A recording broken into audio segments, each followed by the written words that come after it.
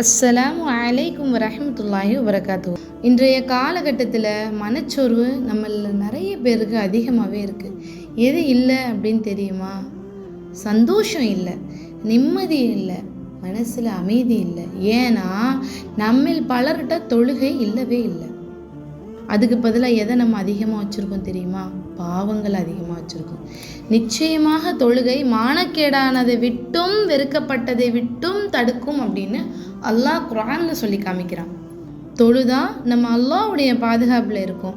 என் ரப்பு என்னை கைவிட்டுற போகிறானா, என் ரப்பு என்னுடைய தேவைகளை நிறைவேற்றி தராமல் விட்டுற போகிறானா, என் ரப்பு எனக்கு ஏதாவது ஒரு கஷ்டத்தை கொடுத்துருவானா அப்படிங்கிற நம்பிக்கை எதில் உருவாகுது? தொழுகையில் தான் உருவாகுது. மற்ற 4 வக்துகளை கூட முட்டி மோதி எப்படியாவது நம்ம தொழுதுடலாம். ரொம்ப கடினமான நேரம் என்ன தெரியுமா? அதிகாலை நேரத்தில் சுபுக தொழுகையே தொழுகிறது தான்.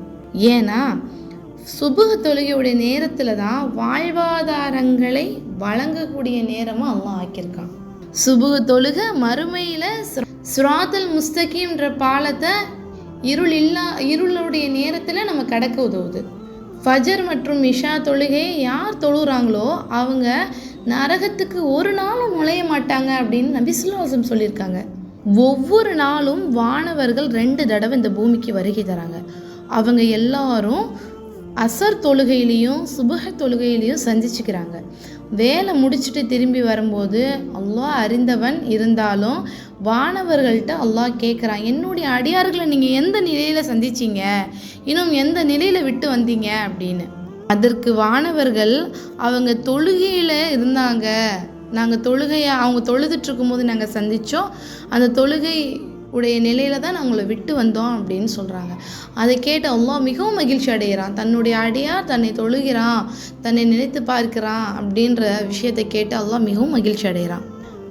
ஹூத் அலைஹிஸ்ஸலாம் அவங்களுடைய ஆயது கூட்டமாக இருக்கட்டும், சாலிஹ் நபியோட சமூது கூட்டமாக இருக்கட்டும், லூத் அலைஹிஸ்ஸலாம் அவங்கள கூட்டமாக இருக்கட்டும், ஷுஐப் அலைஹிஸ்ஸலாம் அவங்களுடைய கூட்டமாக இருக்கட்டும், இன்னும் சொல்லிகிட்டே போகலாம். மண்ணோடு மண்ணாக்கப்பட்ட அத்தனை சமூகங்களும் அநேகமாக அதிகாலை நேரத்தில் தான் அழிக்கப்பட்டிருக்காங்க. மக்கத்து சமூகம் நபி ஸல்லல்லாஹு அலைஹி வஸல்லம் அவங்களுடைய இறை போதனைகளை ஏற்றுக்கொள்ளாமல் ஏளனம் செய்யும்போது அல்லாஹ்வுடைய எச்சரிக்கை என்ன தெரியுமா? என்ன இவர்களும் என்னுடைய தண்டனைக்காக அவசரப்படுறாங்களா? அது அவங்க முற்றத்திலேயே இறங்கிடுச்சுன்னா யாருக்கு எச்சரிக்கை செய்யப்பட்டிருக்கோ அவங்களுக்கு அந்த நாளுடைய அதிகாலை மிகவும் கெட்டதாக அமைஞ்சிடும் அப்படின்னு அல்லாஹ் சொல்கிறான். நீங்கள் நினைக்கலாம், அந்த காலத்தில் தானே அப்படி அதிகாலையில் அழிவு அப்படியே அல்லாஹ் இறக்கியிருக்கா அப்படின்னு. அதுதான் அந்த இடத்துல தான் நம்ம தப்பு செய்கிறோம். இன்னுமே அல்லாஹ்வுடைய எச்சரிக்கை, வேதனை, கோபம் எல்லாமே அதிகாலையில் தான் பெரும்பாலும் ஏற்படுது. 2004 வந்த சுனாமியாக இருக்கட்டும், துருக்கியில் ஏற்பட்ட பூகம்பமாக இருக்கட்டும், ஈரானின் நிலநடுக்கமாக இருக்கட்டும், 2009 ஆப்பிரிக்காவில் இருக்கிற எகிதியில் 3 லட்சம் பேர் இறந்தாங்க. எப்படி தெரியுமா? பூகம்பத்தால். இன்னும் ஒவ்வொரு தனி மனிதருக்கும் வர்ற மாரடைப்பு அப்படிங்கிற திடீர் மரணம் அநேகமாக அதிகாலை 3லேருந்து 6 மணிக்கு தான் இருக்குன்னு மருத்துவர்களே சொல்கிறாங்க. இன்னும் நிறைய சொல்லிக்கிட்டே போகலாம். இது எல்லாமே அல்லாஹ்வுடைய வேதனைனோ இல்லை அல்லாஹ்வுடைய எச்சரிக்கையினோ இல்லை அல்லாஹ்வுடைய கோப பார்வையோ எப்படி வேணாலும் நம்ம எடுத்துக்கலாம்.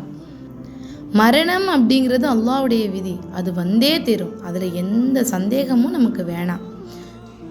ஆனால் துர்மரணம், அல்லாஹ்வுடைய தூதரே பாதுகாப்பு கேட்ட விஷயம் அல்லவா துர்மரணம் வேணான்ட்டு. மேலே சொன்னா எல்லாமே துர்மரணம் தானே. அல்லாஹ் பாதுகாப்பானாக. யார் சுபுஹ் தொழுகையை தொழுகிறாங்களோ அவங்க அல்லாஹ்வுடைய பாதுகாப்பில் இருக்காங்கன்னு நபி ஸல்லல்லாஹு அலைஹி வஸல்லம் சொல்லியிருக்காங்க. அதுக்கு அர்த்தம் இப்போ நான் சொன்ன விஷயங்கள்லாம் உங்களுக்கு புரிஞ்சிருக்கும். சோர்வு, அசதி, வலி இது எல்லாம் நம்ம மரணிக்கிற வரைக்கும் நம்மளோட இருந்துகிட்டே தான் இருக்கும். ஆனால் அல்லாஹ்வுடைய அழைப்புக்கு முன்னால் இது எல்லாம் எதுவுமே இல்லை இல்லையா? வாழ்க்கையில் நம்ம முன்னேற்றம் அடையணும் அப்படின்னா நம்ம தொழுகையை கையில் எடுத்தால் மட்டுமே